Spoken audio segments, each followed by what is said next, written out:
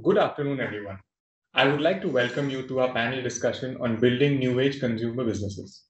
In the last few years, we have witnessed a strong emergence of consumer businesses built by first generation entrepreneurs, which have disrupted traditional models of engagement and delivery, and in certain cases, created new categories influencing customer preferences.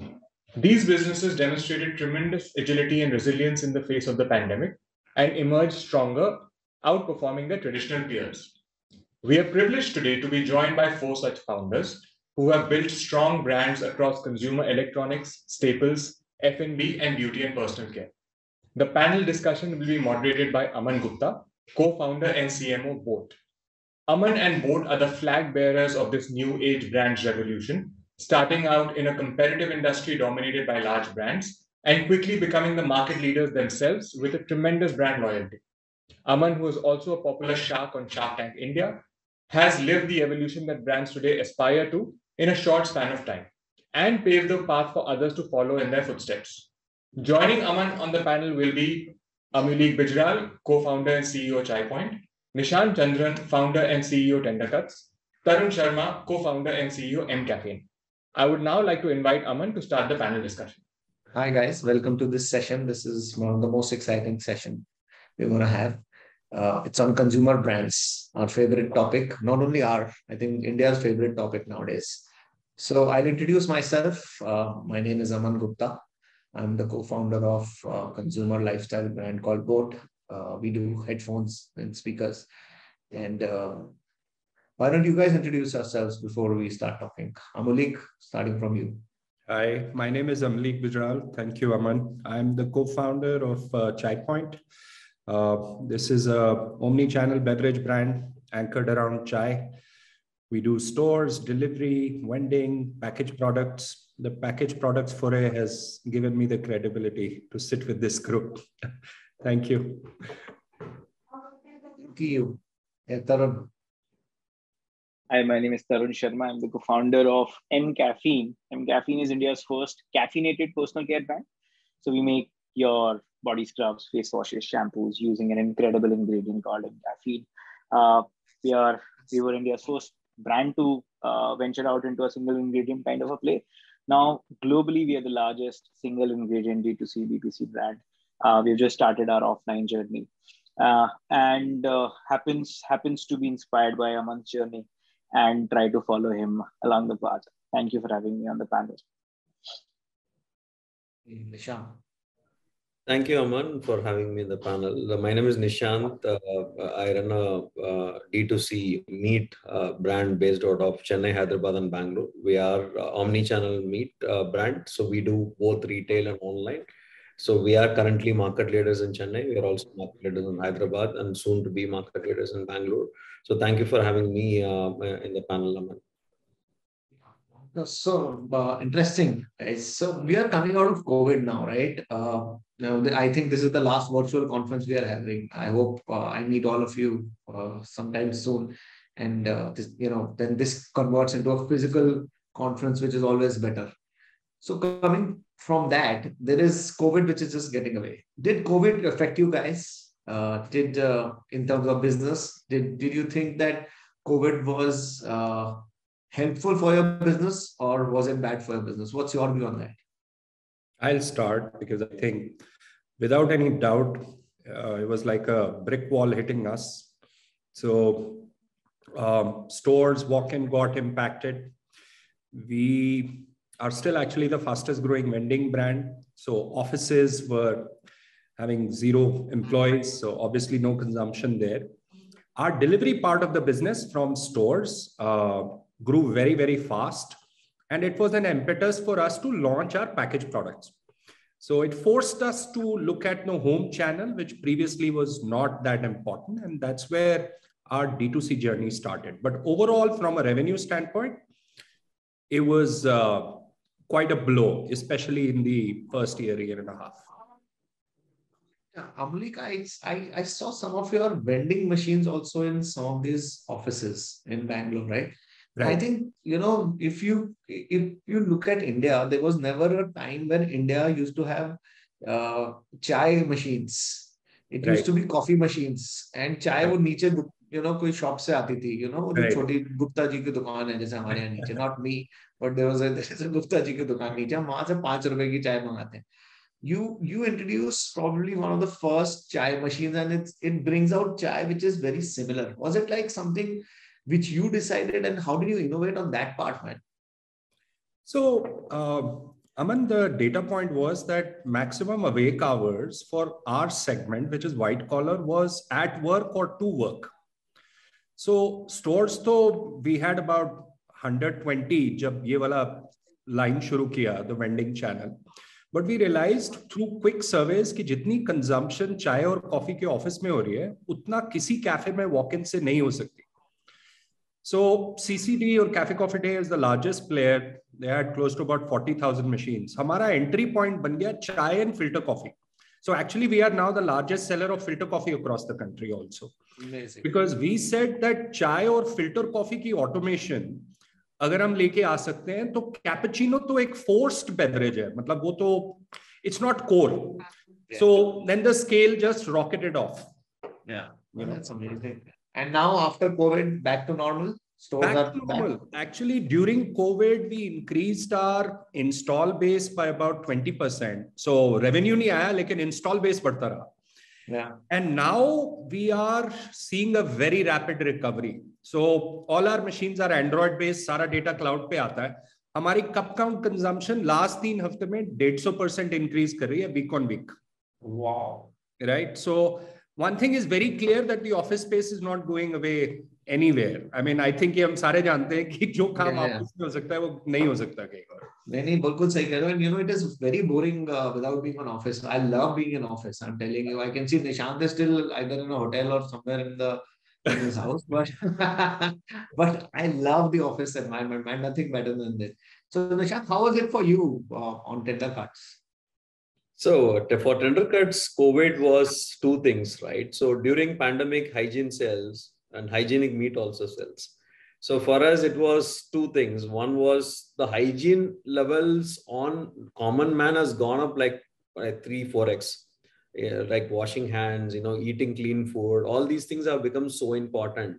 And hygienic meat was also becoming important. And number 2 is we were always a delivery first brand. So though we have our retail stores, 80% of our business, even before COVID, it was 70% of our business was online. After COVID, it was 80%. So we were always equipped with that particular thing. But we always felt that this might fade away. So when the COVID hit, even I wasn't sure what is going to happen. But we knew that we were essential category and we were allowed to sell. That was already a good thing. But we saw a lot of erratic demands. People used to fight like Tatkal ticket on railways on our app to buy. So at least I gave a big pat to our tech team that, okay, in spite of having 10,000 people on the app, our app never crashed. So I gave a big pat to our tech team saying that, okay, thumbs up, guys, you did well. So those kind of things which we would have never anticipated and imagined, we saw that. Supply chain was broken, but one thing is, though the demand was super high, supply was completely disordered. So we were only selling chicken, and it used to be like some US visa, Tatkal ticket or something like that. We used to open the inventory at 5:30, and then we will be sold out by 6. That is how. हमारे businesses में भी ऐसा हो. No, I think Aman, we discussed that, right? You told that you launched a watch and it got sold out like just like that. For us, when we are in the business of selling commodity, that was like a wow experience. So all these things happened, but we always felt that something will get softened after this because this is like a very force-fitted demand. It's not a very natural thing, right? But to our surprise, we were thinking that at least it will fall by 40-50%, but we kind of retained at only a 10-15% dip from that peak level, which was a very good sign that consumer behavior is not going back. Because once you are induced on hygiene, you can't say that, okay, chalo yaar, I'll go and eat something else. That's not going to happen at all. So this was the big change which happened for us in 20 during the month of March or April. Then the second wave happened. We again saw some bump, but we sort of sustained. But this time the supply chain was not an issue. We got all these things figured out the second wave.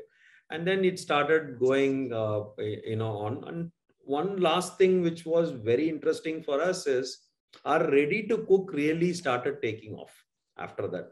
We were doing 3%, 4%. Today we are at 14%. So how did that happen is, all the time when the restaurants were shut down, they were forced to try these kind of products, because they were buying chicken from us, but they never wanted to buy something which is marinated. But once they started trying, they started seeing two big benefits. The first benefit is, when you order from a food aggregator, what happens is the product comes to you in 40 minutes, 30 minutes.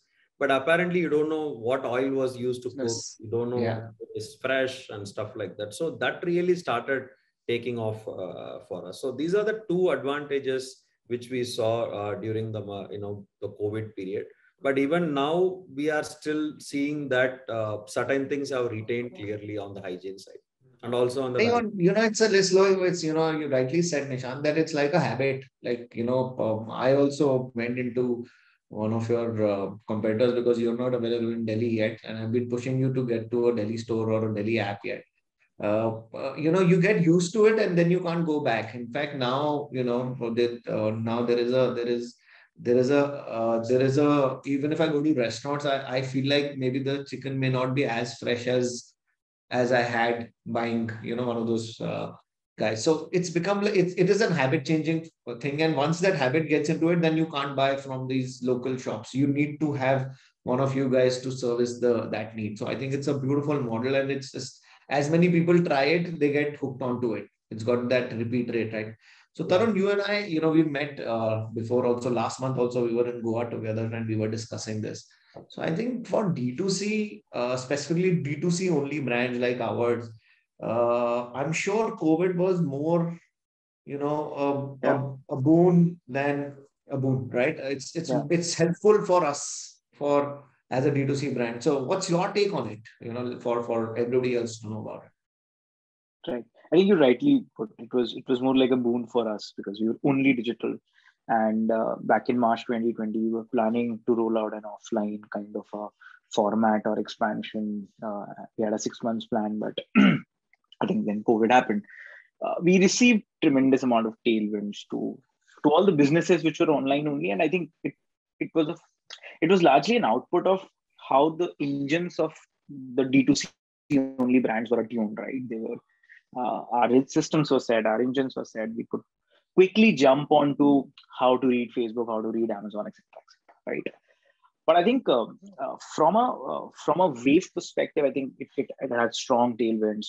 We all grew. We were about 2.5 times pre-COVID. Everything was hunky-dory, and then came the problem of CAC because everybody was online, right? So since everybody was online, I mean, only Mark Zuckerberg was making money. And there was a point in time where, CAC was something which there were memes and there was red blood on a Facebook Excel sheet, which we used to extract, right? But what we took as a learning from that is that, these kind of jerk reactions from a market tends to happen both on a positive and negative side. I think for us, the neutrality said that why don't we pick the right things from this first wave, and build it on top of what we had already as digital engines. So we started strengthening our retentions. We started strengthening our engines to say that we'll cut down the CAC by, let's say, half. And it was something which everybody was trying to laugh internally and externally, like, आधा तो कैसे होगा, right? किसी का नहीं हो रहा. And fundamentally, it's not possible, right? Facebook, they were deploying only 6% new ads, but their revenues were going about 47%, right? That speaks for it. So during the second wave, we kind of did that, and we started making sure that our CACs are down. And as of now, our CACs are probably half as compared to what it was at peak. But it also gave us a flavor on the consumer behavior side. So for us, screen time was increasing. And second, time for yourself was increasing. So in a sense, M caffeine is I am caffeine. So it's very me and it's very I kind of a picture in our consumer. They started spending a lot of time with themselves. And when they started spending more time with themselves, there are multiple use cases of products which came out of that behavior. Serums are a product of this, right? So as soon as we started reading the consumer behavior, we realized that because of screen time, both professional and personal, I mean, TikTok was a rage, and I knew people who were never on social media was kind of making reels or making TikTok videos, right? So personal screen time also increased, and that eventually brought back people to say that I need to take care of myself better.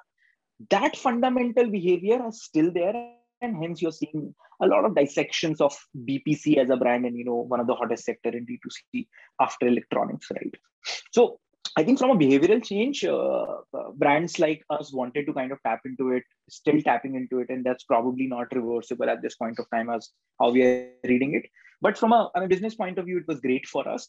But it also told us that any kind of a strong jerk reaction will also have a headwind effect if it's a tailwind effect. So that has been the biggest learning for us. Well, that's amazing, man. And the best part about this panel is we've got 3 different segments. Like Luke is talking about the office goers, young office goers, and maximum coffee consumption happens is, or tea consumption happens is offices. We have a Nishant who is selling to probably households and moms who are the primary shoppers in that segment, right? And we have you who is selling to probably a digitally native consumer who is shopping online. So 3 of us, all 3 panel, you guys have different consumer segments. So let me shift here to the second part of marketing, right? How do you market yourselves better? What's your marketing insight, Amlik, and how do you think you are different from any other vending machine supplier, or apart from how did you create that brand, and how do you reach out to these consumers directly? So, so the first thing is that category is very large. Just to give you the perspective, for every cup of coffee, there are 30 cups of chai consumed in the country, number 1. Number 2, the per capita consumption of tea in grammage is 900 grams per person. UK is 5.5 kg, Pakistan is 2000, US is 1500. So ये कोई saturated market नहीं है. हम इसमें हार गए क्या? India doesn't win. India, like in everything, has a very bright future. So the market is huge. Market is huge. The growth is huge. So हमारा thesis शुरू से वही है that, just to give you an idea, we are 175 stores. We did a back of the math कि अगर हमारे 2000 stores भी हो जाते हैं, हमारे पास 0.7% market share होगा इस country में. Right? So हमारा thesis was that ये प्रोडक्ट क्वालिटी है, इस प्रोडक्ट के पीछे क्वालिटी और कंसिस्टेंसी किसी ने डिफाइन नहीं की. हर कोई सोचता है कि यार chai is like a spray and pray and you get the right thing. तो हमारा जो ब्रांडिंग प्लैंक है वो प्लैंक है quality and consistency, number 1. Number 2, how do we as a brand follow the lifestyle of our consumer round the clock. अब Covid ने क्या सिखाया? कोविड ने सिखाया कि boss, if you are not inside the kitchen cabinet, then you are missing a big part of the lifestyle of the customer.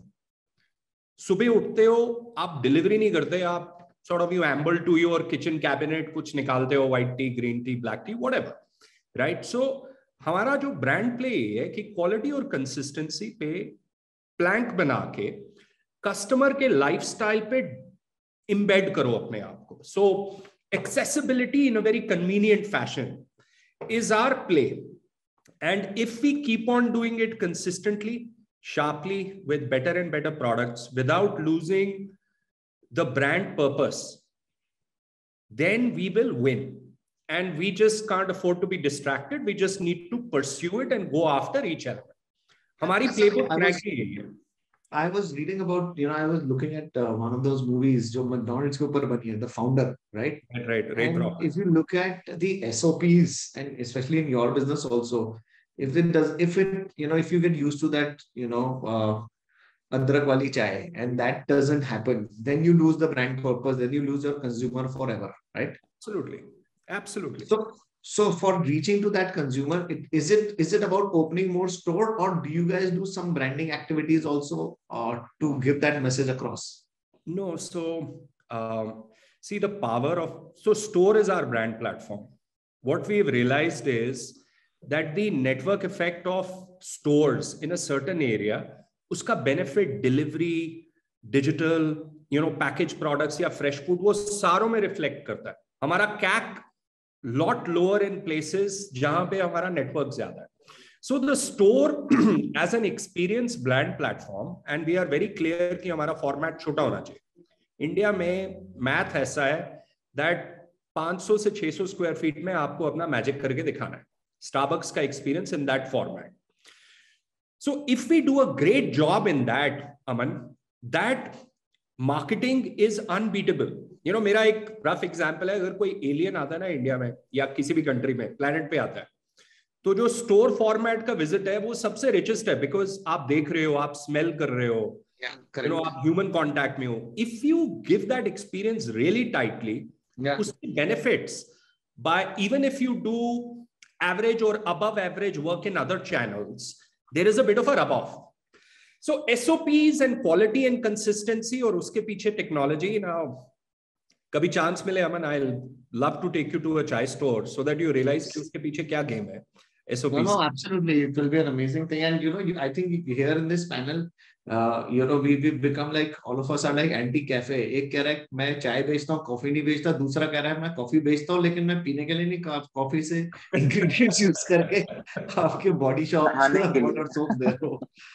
So Tarun, coffee, you know, why is this anti-coffee sentiment in this group? All of us must be drinking coffee to survive the day sometimes. But what is this? What's happening? How did you look at coffee as a area?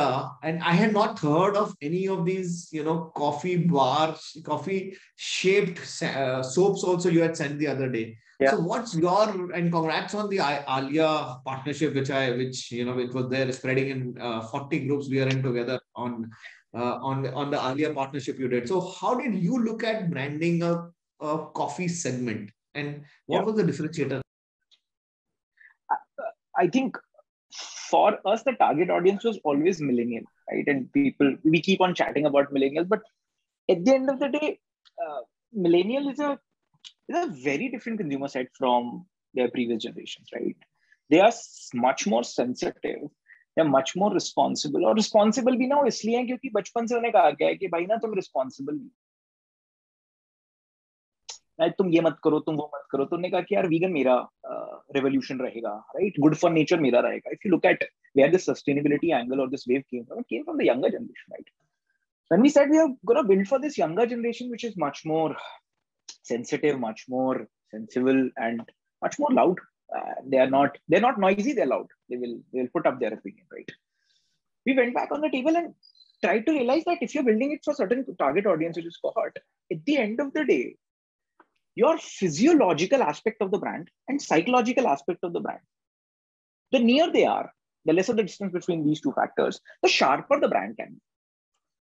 And when we went back, and you know, caffeine is something which we realized by an accident, but we went back and said that caffeine से इसका psychological connect सबसे ज़्यादा कहाँ पर है? Millennials, right? You know, you go out on coffee date, you're on Red Bull and try to get yourselves wings. You are living on caffeine, but at the end of the day, you're not addicted to the bad part of caffeine, but you're addicted to all the good caffeine can do to you, and the good you can do to the nature, you can do to the society. So we said it's the millennial consumer we want to build for.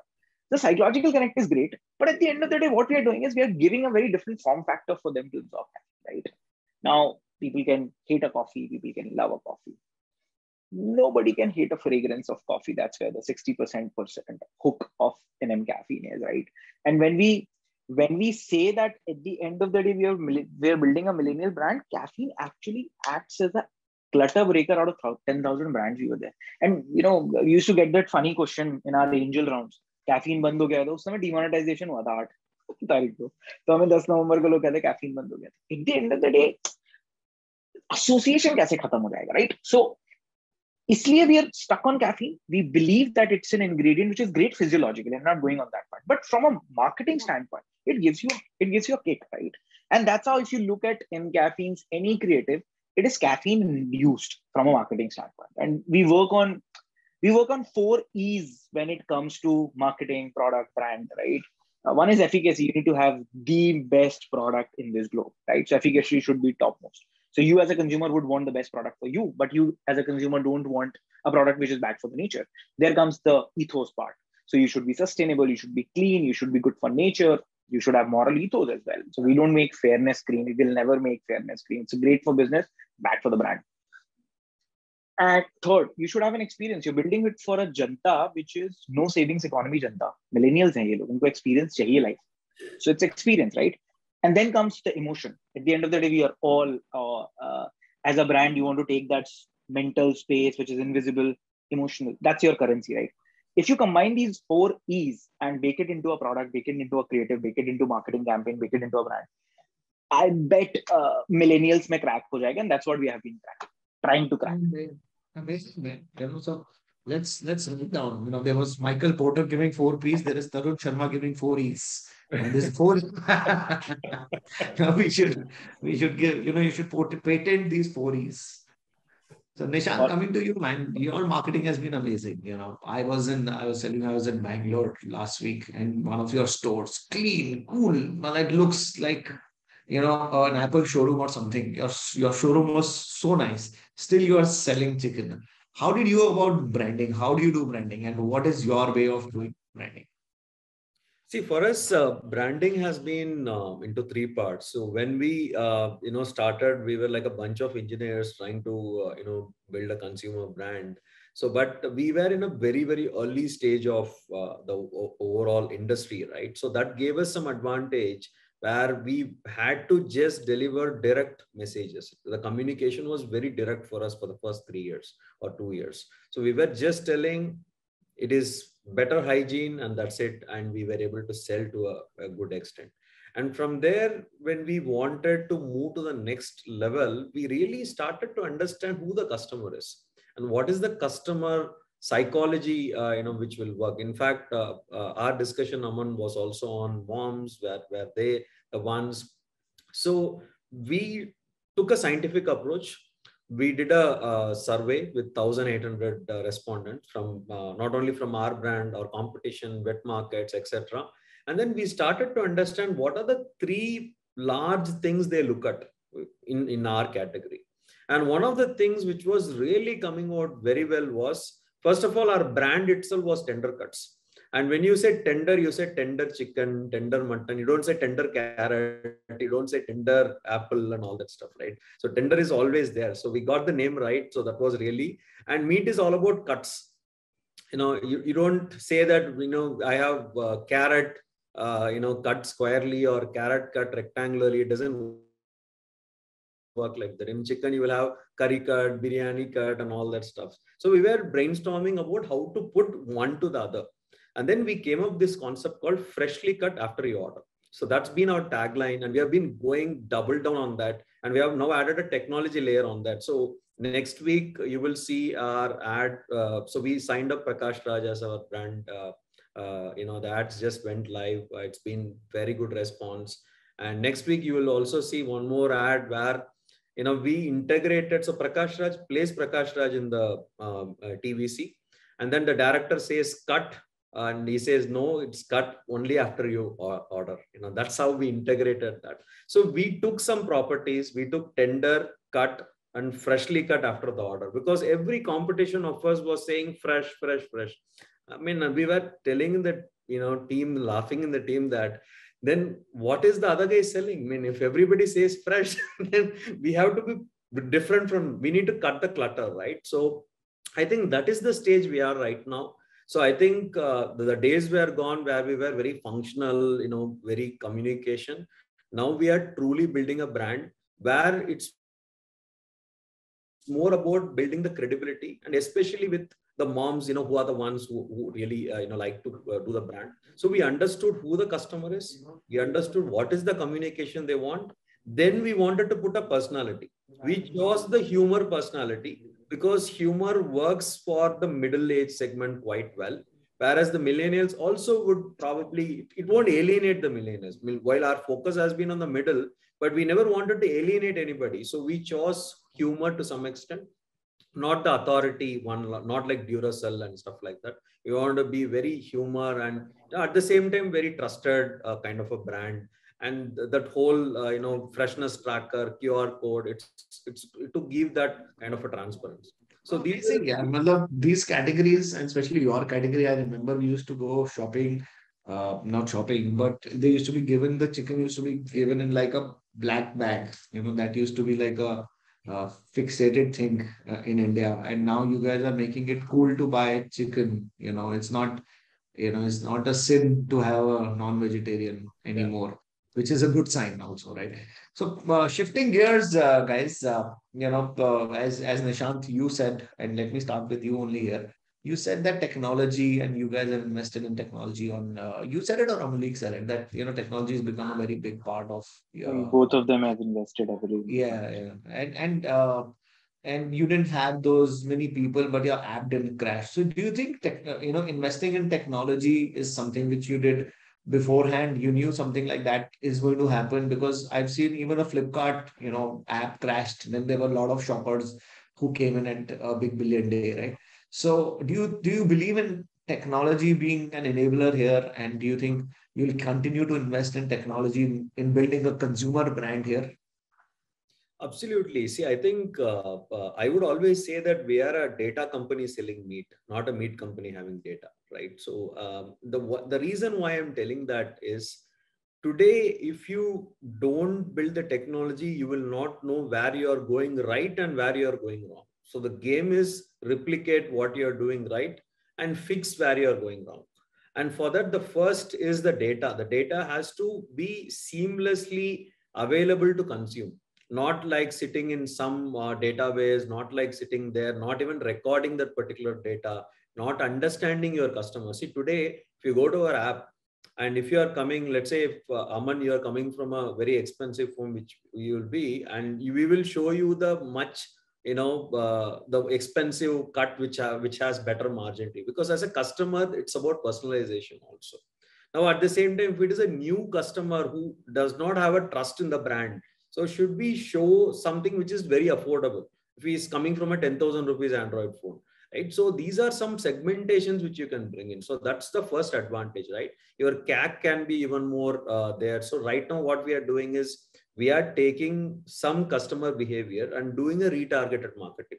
So our CACs today is about $200, which is one of the lowest in a D2C, right? So that's happening because, of course, we are in low margin, high frequency category and all that stuff.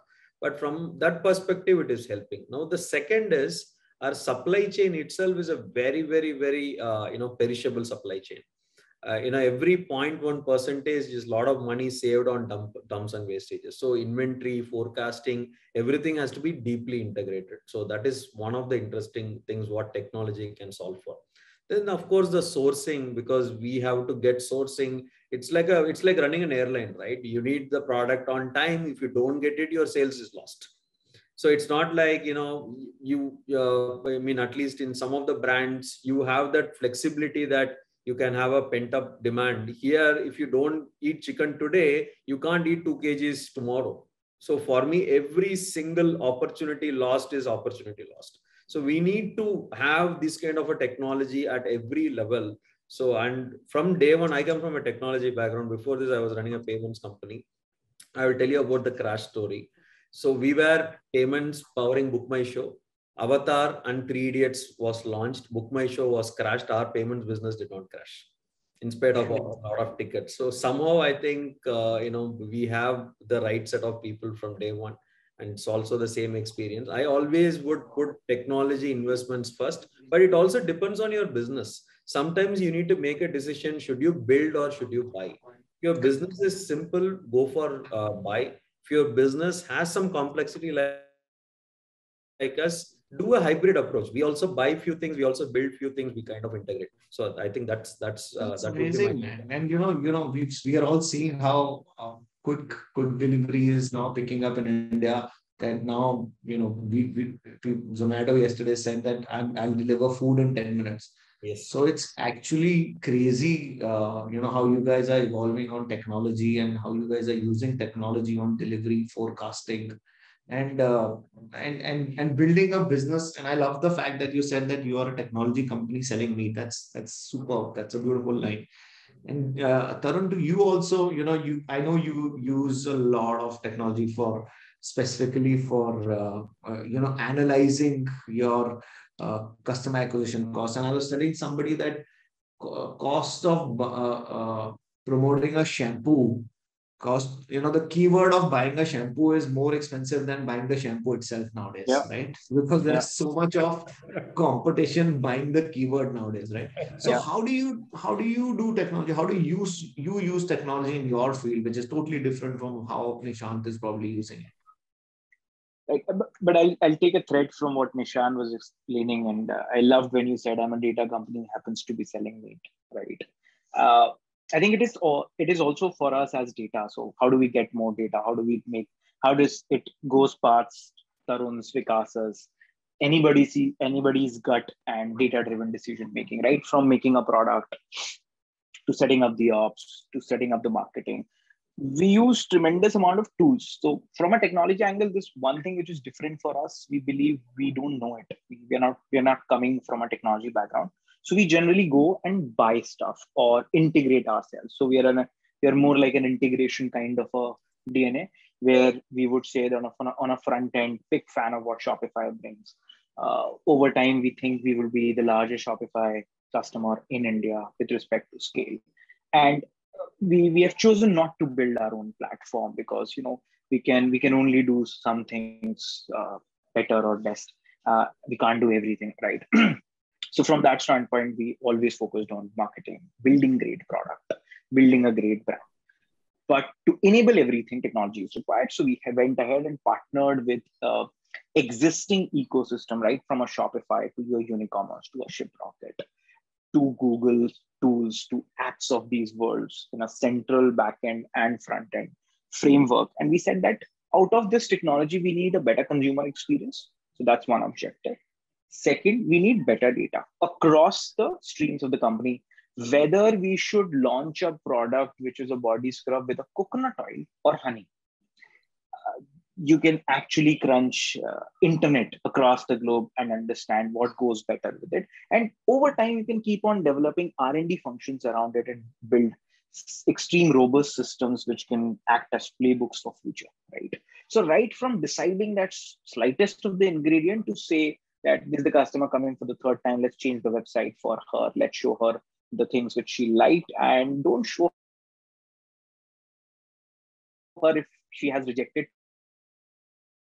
Making ourselves better from a decision-making standpoint is where our technology rests.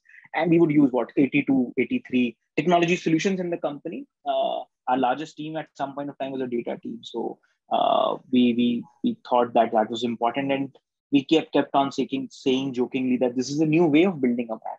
Now it is not up to my nose or your nose to select a fragrance. There can be a mathematical model which can run on the fragrance and decide that ye wala no theek, right? So that's how we use technology. Yeah, it's amazing, man. And Tarun, I'll tell you my view also on this, that, nowadays, I feel that the old age marketeer is dead.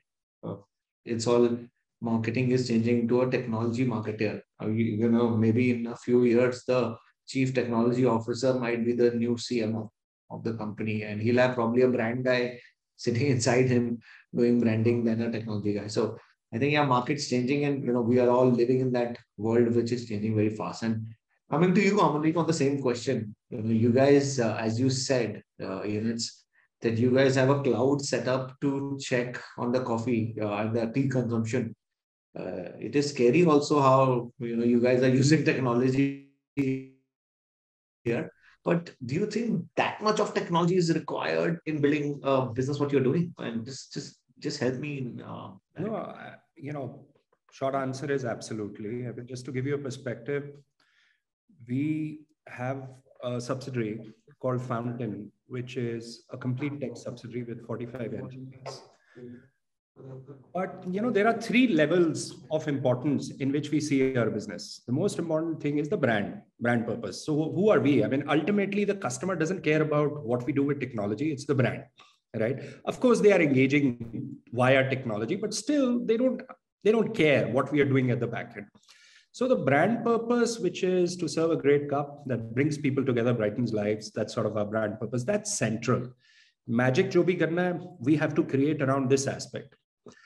Now, the second thing is, who are we? Who do we see ourselves as internally as a company? So we are quite clear that Chai Point is a chai and coffee beverage platform. Why the word platform? because our expansion across all channels is fundamentally based on our brewing system, which is a mix of hardware and software. So our chai and filter coffee machine, Aman, the one that you were alluding to, you may have seen, we hold the patent, exclusive global manufacturing, right? So we spent 4.5 years in building that. And now we have 4,000 of those deployed.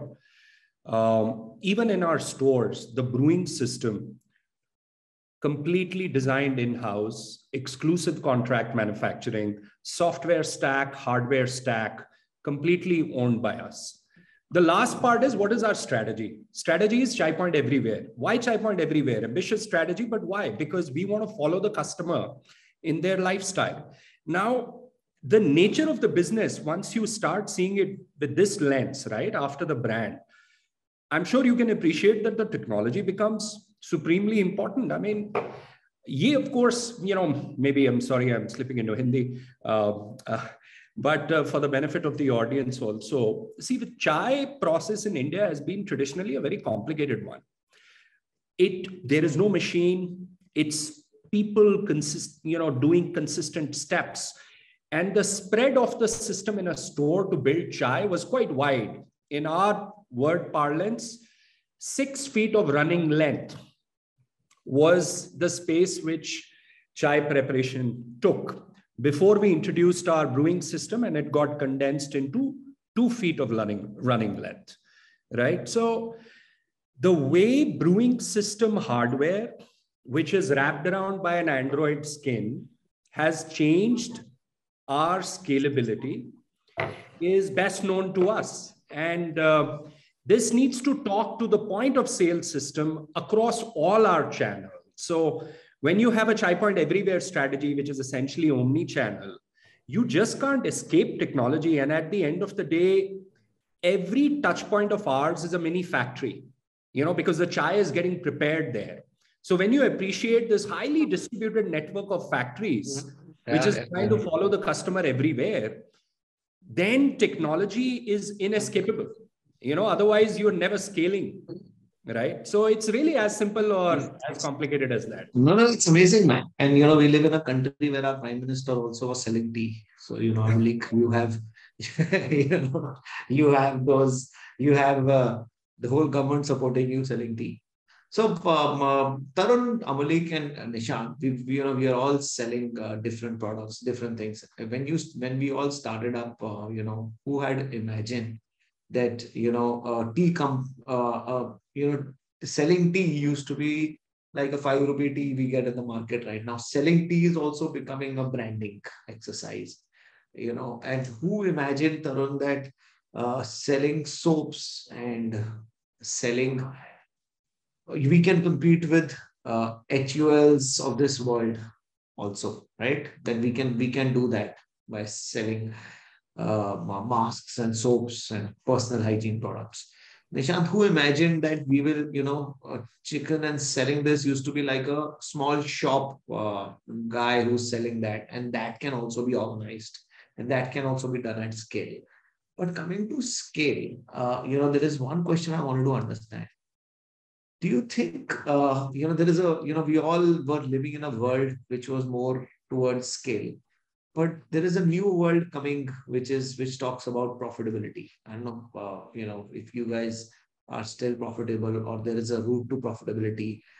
We've applied, as you know, to SEBI for our IPO, and profitability has become the cry of the market suddenly. It's back to basics. What do you guys think on that? What's your view on that, guys? Do you think scale is important, or do you think profitable growth is important, or do you think let's look at scale right now and profitability will come later? Which side are you guys on? I'll start. So we were corporate level EBITDA positive before COVID set in. So our journey is very clearly predicated on EBITDA. Frankly, I really like a quote from a friend that profitability is not an event, it's a culture. And we have spent the last 4 or 5 years in building that culture of EBITDA positive and profitability. We are not going to let go of that mindset.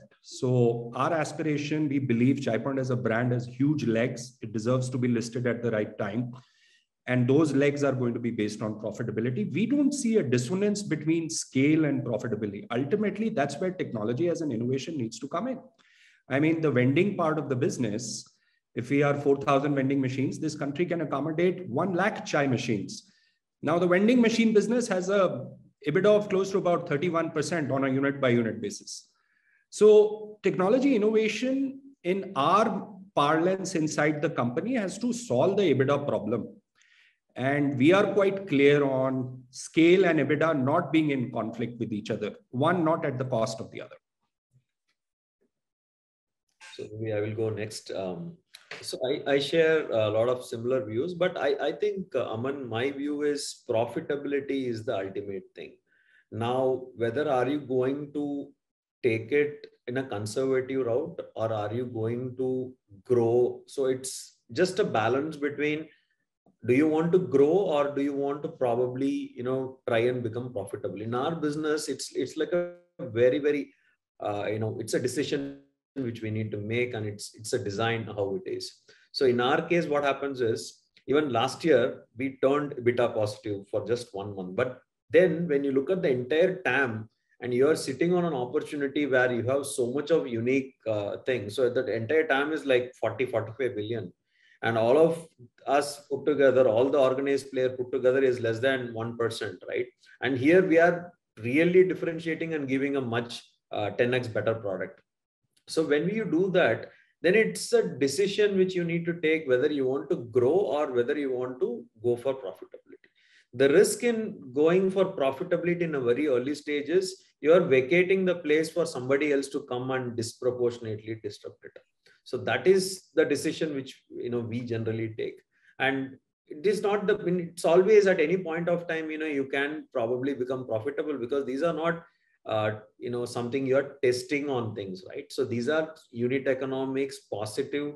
These are, something which at scale you'll become profitable. So there is a very clear path to profitability. Now the question is, do you want to open 200 locations and then wait for profitability, or do you want to open 500 locations and still would want to grow? So it's a very fungible model. I mean, at least our model is very fungible. It's a thin line balance you have to trade on, right? For now. Yeah. And that conscious decision is something, but you all have a clear line of path towards that, right? And that is more profitability is like the ultimate thing, right? I mean, every company has to be profitable, and that goes without saying. The question is how and when. Yeah, and Tarun, how about you? What do you think? I think on the note of profitability, I would appreciate Amulik and Nishant's business. Getting a store level profitability right is a game changer in your kind of a business. It's relatively simpler for our kind of people, right? But for us, I'll double click on. I mean, it's the DNA. At the end of the day, business should make money, right? What's the purpose of the business? It's at the end of the day, it has to be profitable. In our kind of business, which is like 70% gross margin, 75% gross margin, it's a disservice if you're not making money, right? So profitability is the final showstopper for businesses like us. And at some point of time, you take that call, what Nishant was explaining, right? I mean, it can be that TAM question, or it can be explicitly saying that you're the leader of the company, of that category. I think there can be multiple objectives for which you say that I'm going to invest in the next 6 months so much that I will blow out the market and say that, hey, we have arrived and we'll stay. But for staying, your engine should have a fundamental leverage. So if some brands are not contribution margin profitable, then there is a 2-level problem. You need to first make money on each and every unit you're selling. Then you need to collect all those units and say, I'm making it at a corporate EBITDA level, right? So for us, we have always had double digits contribution margin. That unit would be something we will treat as an engine. So that engine keeps on going.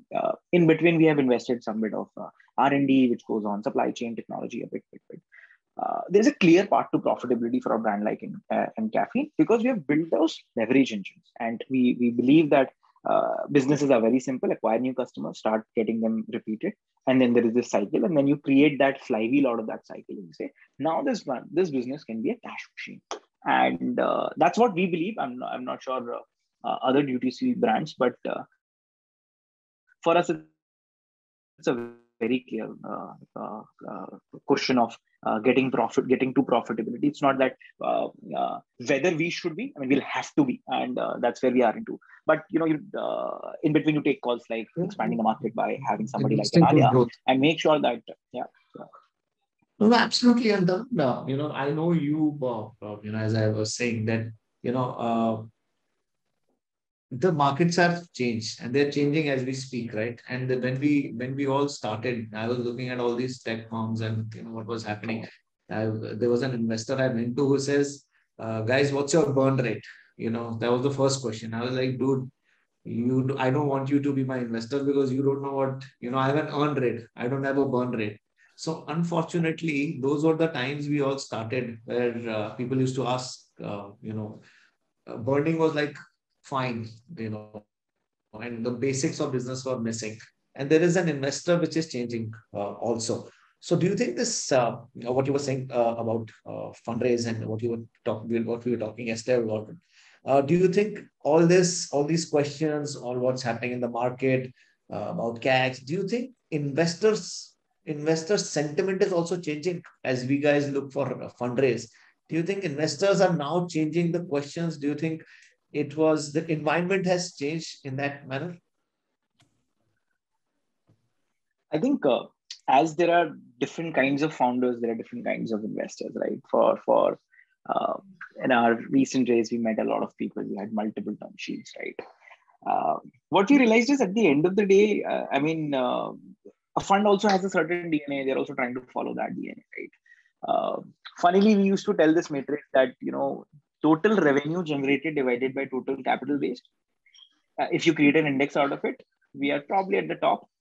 There were funds which appreciated that index, but there were funds which said that, are you being conservative in your kind of growth? So there are all sorts of questions in the market. What we received, what we liked about the kind of investors we interacted with was the questions on the long term vision. Because at the end of the day, if it's an 18-month cycle, burn, then go up, burn, right? But I think fundamentally it was not landing with us. So we kind of naturally rejected from those questions. But clearly, there are investors who have been asking us the right questions all along, and they will continue to be there. The people will continue to be there in the market who will ask the right questions from a long-term perspective. Since we naturally have a certain kind of DNA, we rejected a lot of stuff from a burn angle. We don't understand the game of burning about 100 million in, let's say, a very simple business. There's a scrub, there's a margin, we sell it, we make money, we try to make a flywheel out of it, right? You make it sound so simple, man. I know how much we all had to go through and to answer those questions and to answer the difficult questions. How would you rank them, Nishant? How would you rank questions from investors? How do you rank investors? What do you feel about the fundraising environment in the country now? Yeah, I think fundraising has always seen different ups and downs, and always I've seen one thing which is very clear is the previous down is the current the previous up is the current down. So it's like always it's growing at an overall level. So if you look at the average amount of money someone raised in Series A has significantly gone up. The average amount of quantum, so the number of unicorns which got created, all these things are really, really good. So the macro economy, it's just a setback. Sometimes you will have a setback because of Ukraine war, there will be a setback, but these things are very quick in recovery. I'm not really worried about that. But coming to investors, I see two types of investors: one who focus on growth, one who focus on bottom line, where of course there is an importance to the top line and bottom line, but mostly like 40-50%, it's like a 50-50. But there are some investors who would only focus on growth, and that's their way of looking at things. No, there is no right or wrong answers. I think you should always choose the right investor based on the business which you are in.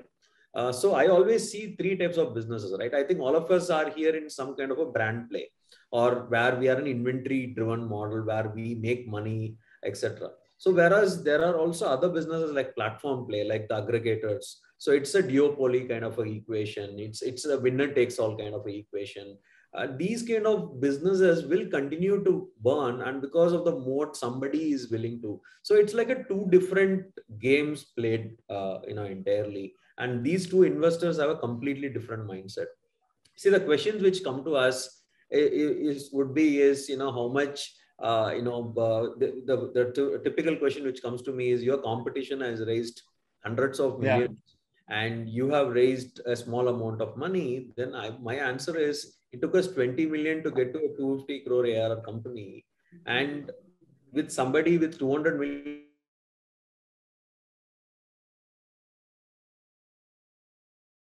in the bank should have killed me. Now, which consumer brand raises fraction of the capital and beats them in market leadership, right? And I also will jokingly say that now we have entered Bangalore, we will be that Japanese company becoming market leader in Germany now. I know what you're talking about and who you're talking about. No, but that's an important point here, Nishant. Unit economics, focusing on basics, and focusing on the niche areas is what is important, right? You grow, you come, you see, you conquer, and then you move on, rather than just doing so many things. And that's what Tarun also said, that he doesn't want to do X category just because it's a growth category. It's better to be niche, better to focus on it. It might have its, initially it might, you'll have to be, it is very difficult to prove it, but once you do that, then, it's a different ballgame altogether. So all the volumes once started from a niche. So just saying. No, absolutely. Any volume has started, yeah. No, absolutely. I agree. And you have proved every one of us wrong, man, in doing that. And kudos to you to do that. So, Amlik, let me change gears here on a very difficult and a different topic, which is very close to some of us, like, which is ESG. Do you think, I never used to look at ESG as a component, but if you look at the millennials today, they are more environment focused. The Gen Z is than a lot of, the parents and the other generation. Do you think ESG plays a very important role, and what you guys are doing for that is something which we can talk about? I think plays an extremely important role. Our origins are in Bangalore. Aman, I would like to believe, having spent time across India, that the Bangalore crowd seems to be the most evolved one on environment. I mean, I've spent enough time in Delhi, enough time in Mumbai. I somehow feel that the environmental related and, the society related awareness in Bangalore is very high. So number one, it's extremely important for us. Candidly, we have done a lot right from the start towards it. So we are the largest buyer on the retail side of tea and coffee. Now, all our tea for the last 6 years is single origin, coming from named plantations. Extremely important step. See, because tea has health connotations and it has the highest repeat after beverage, after water as a beverage. So imagine if you are consuming tea in which you have no traceability of pesticide usage, and your consumers are dunking down 2-3 cups a day, and whatever ginger or turmeric they may be adding to it, what are they consuming, right? I mean, the scale at which we were headed, we were very clear that ESG as a framework needs to be extremely important. Single origin is one point. At our peak, we sell about 6.5 lakh cups of tea and coffee a day. So even if I take 50% of that, it's actually a lot higher, translated into paper cups. That's going into landfills, and our waste management across the country is a story in very early stages. So we took a call that we are going to have zero polyfilm in any of our cups. Even our sipper lids, the coffee and chai sipper lids, are made of wheat husk and bagasse. And for the last 4 years, we said no to anything which was poly. So ESG net is extremely important. Where I feel that as a brand, we need to do a lot more, and that's another candid admission, is that we need to be allocating the right kind of marketing and branding dollars for people to know the kind of work that's already going on at the back end on this front. Our coffee, I mean, we have a coffee label, and we only take Rainforest Alliance certified coffee. And the cost, I'm very clear at a unit economics level, the procurement cost delta is more than justified by the consumer repeat and consumer love and our ultimate ability to charge a premium around it. So there is no business conflict, right? That part is completely proven. The onus, speaking as a company, is for us to talk about it more loudly, more aggressively. Extremely important in summary. And that's critical, yeah. If you look at, now ESG has become so important that it's, even at even at our level, if you look at when you're going IPO also, ESG has become like one of the core components. And I'm very happy that, even the government is looking at initiatives like that to help us, be more focused on environmental needs, which is critical for all of us now. So good, yeah. I think that would be it from my side. It's been a good session, and my biggest takeaway has been from this session has been the 4 E's of Tarun, which is going to be patented. If he doesn't do that, I'll patent those. My what Nishant said about data. He's a data company selling meat is something I'm going to copy that also, Nishant, and I'm going to say something similar in the next virtual or any conference you see me as. And I am also a data company selling headphones, something like that. and I only focus on growth and being focused on the right matrices to give the same experience of chai, whether it's used and how he's using technology to build a company there. It's been fantastic, man. Amazing learnings, and hope to see you guys soon. It's been a great session.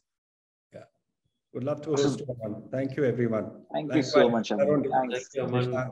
Great host. Thank you, Tarun. Thank you, Aman. Thank you, guys. Bye. Thanks, guys. Cheers. Bye.